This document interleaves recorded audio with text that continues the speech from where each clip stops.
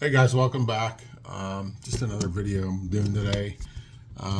You're looking at Gunz-n-at. That's the name of the channel here, and we're just going over some stuff because I haven't made any videos in a while, and I'm a little upset about that. But we've been busy, and it's summertime and nice out. We wanted to go do stuff, and I've been spending some time at the gun range, but I haven't been spending much time making videos. I do have some video footage of different things, but we'll get to that later. This is my segment or my take on a truck gun, because honestly I had a bunch of stuff just laying around and I was like, oh man, that'd be cool, let's just put this stuff together and see what happens. So this is my Smith & Wesson M&P. This is so it's an M&P lower, but it has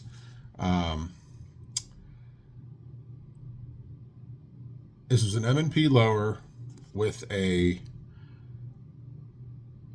I don't know what this upper was. I don't remember. It's an M&P 15 upper and lower. This was a pistol that I had, but I had some extra parts laying around. I'm like, man, I'd really like to build something for a truck gun, which would be kind of neat. So I actually had this PDW stock laying around, PDW brace, pistol brace laying around. Let me rephrase that, PDW brace laying around in my stash of stuff.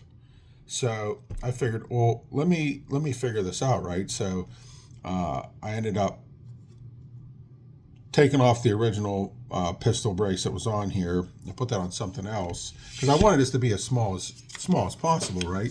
So I ended up putting that on there. I have all the parts in here.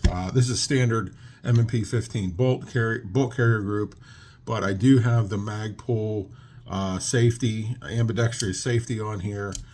It's a standard mag release. The trigger though is here you can see that it's clear.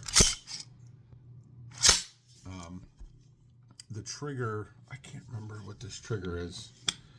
I don't remember. Whatever it is, I don't remember. But it's a single stage. It's a single stage trigger. Yeah, we're good. As you can see, here, let me see if I can show you guys.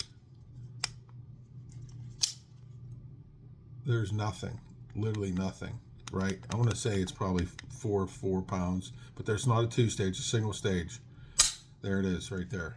So there's no set for it. It's just right there. It's just on the wall, instant. You can really shoot this gun fast. I did have this handguard laying around, which I had a green grip laying around, Magpul grip. Stuck that on there. Stuck this.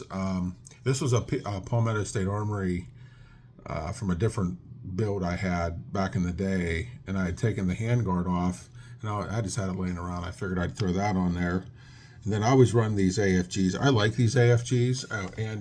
So then it's just some sort of comp blast deflector type muzzle device that I had on there. And I had it laying around too. So I figured I think it came with this because this is a 1 7 5.56 gun. I think it's 7.5 inches. But anyways, I put this back on there because that was on there originally.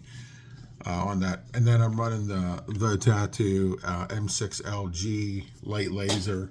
These are awesome, honest to God. I think this is 1200, but I mean it's plenty bright enough. It's small, it's compact, it sits on the side there, as you can see. But I just run it on the side, straight onto the rail. This is what looks to be a Unity riser mount, but it is not.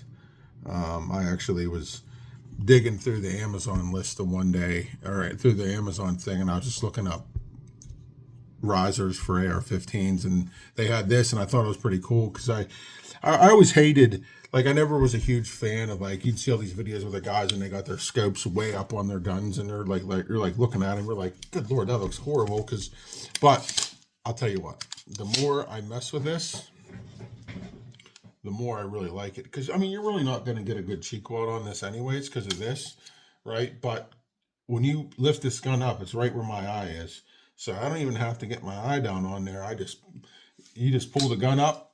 There it is. And then this is a Bushnell. It's like 1x26 AR optics. I believe that's what this is. A 1x26 red dot. And honest to God, I probably got 300 rounds to this gun, and I've never had any problems with it moving.